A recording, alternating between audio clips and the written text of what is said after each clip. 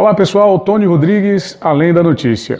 Hoje nós vamos falar sobre o rumoroso caso Jean Willis. Muita gente aqui no canal tem pedido para que a gente fale sobre esse caso. Mas antes eu gostaria que você deixasse o seu gostei aqui no canal e também aproveitasse a oportunidade para se inscrever e logo em seguida ativar as notificações. Mas não esqueça também de compartilhar o nosso vídeo para que a gente possa aumentar as nossas visualizações, tá bom? Grande abraço, muito obrigado sempre pela sua participação. Bom, o caso Jean Willis, ele tem inúmeros desdobramentos. Primeiro de tudo, mostra uma fraqueza muito grande desse parlamentar que sempre se disse, né? Pelo menos se disse, e aí nesse caso a gente vê que existe da parte dele e dos seus companheiros dessa esquerda de pantufas muito discurso, né? Como dizia meu amigo Deoclésio Dantas, muita farofa para pouca linguiça. É o que sempre acontece quando a gente trata com a esquerda. Quando eles estão no poder, é muita conversa, muita arruaça, mas quando eles têm que ir para a oposição, como é o caso agora do Jean Willis, aí a coisa muda de figura, muda completamente de figura. O Jean Willis, ele é uma das pessoas que potencialmente podem ser colocadas como suspeitas, pela tentativa de assassinato do então candidato Jair Bolsonaro naquela situação trágica do dia 6 de setembro de 2018 na cidade de Juiz de Fora, quando o elemento Adélio Bispo, todo mundo se lembra, ele tentou matar com uma facada o candidato do PSL na época, hoje presidente da República, Jair Bolsonaro. Por quê? Porque há indícios, ele foi filiado ao PSOL, que é o partido do Jean Willis. Houve também, na mesma data, uma pessoa que, com o nome e uma possível identificação do Adélio Bispo, teria entrado nas dependências da Câmara Federal e procurado o gabinete de um dos deputados do PSOL, se apresentado como Adélio Bispo, apresentando um documento de Adélio Bispo. Para quê? Porque se o Adélio Bispo conseguisse fugir no meio da multidão, naquela multidão que cercava o candidato esfaqueado, ele poderia, evidentemente, apresentar uma desculpa, poderia apresentar um álibi. Não, eu consegui fugir e evidente, lá eu não estava naquele meio daquela confusão. Eu estava era na Câmara Federal. Está aqui, olha, tem uma prova documental, uma prova oficial, é um poder que está dizendo, que está dando prova de que eu não estava no meio daquela confusão. Portanto, eu não posso ter matado, eu não posso ter atentado contra a vida de Jair Bolsonaro. O problema é que ele foi preso e, como tal, está sendo investigado. E aí se está chegando ao final da investigação. E, de repente, o Jean Willis pode ser um dos implicados nessa tragédia grega. Pode ser suspeito, ou pode ter sido ele próprio, né? Eu não vou dizer que não tenha sido, não estou dizendo aqui nem que foi, nem que não foi, ele é suspeito. E esses são indícios muito claros, né?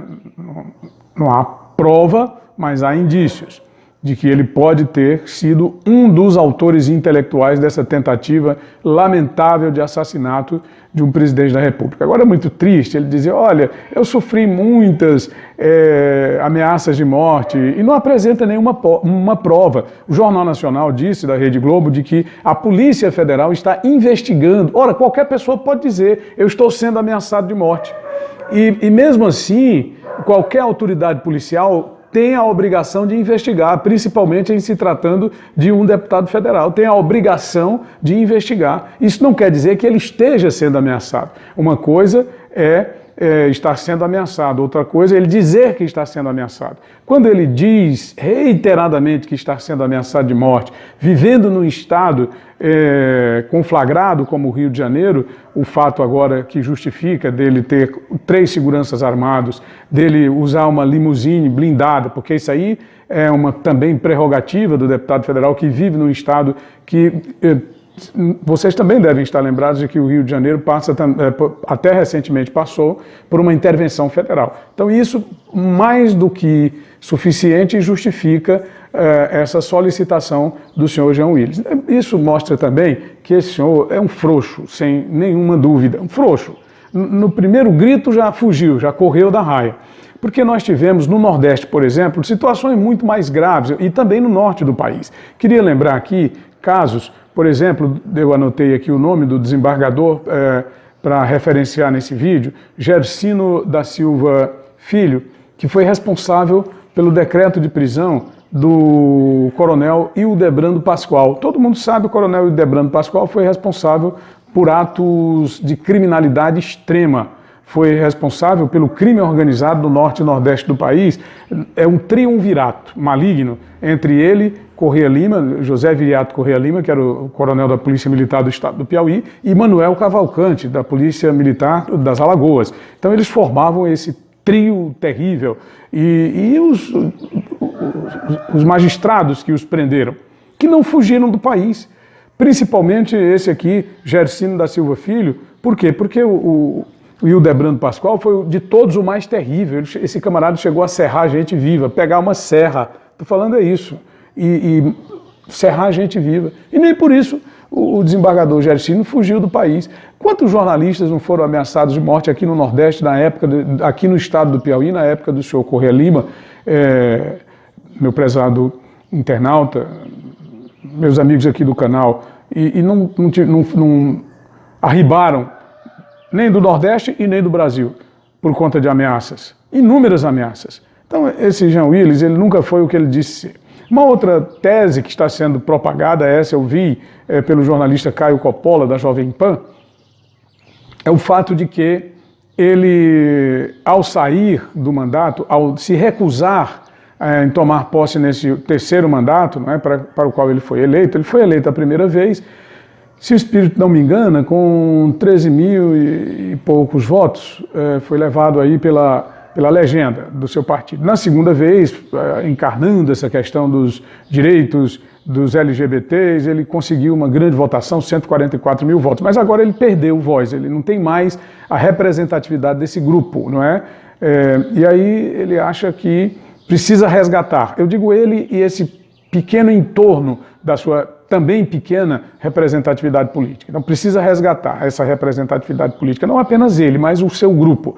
Então ele sai de cena e quem assume o lugar? Quem assume o lugar é o senhor David Miranda, ou Davi Miranda, também do PSOL, porque quando esse pessoal assume uma campanha política, não é apenas um, eles formam um coletivo, e aí todos se julgam donos do mandato. Então sai o senhor Jean Willis e assume o senhor por nome Davi Miranda.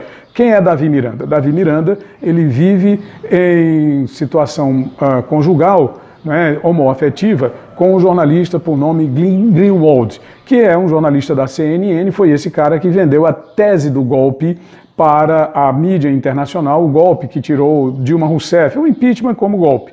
E esse cara é que vai trabalhar a questão de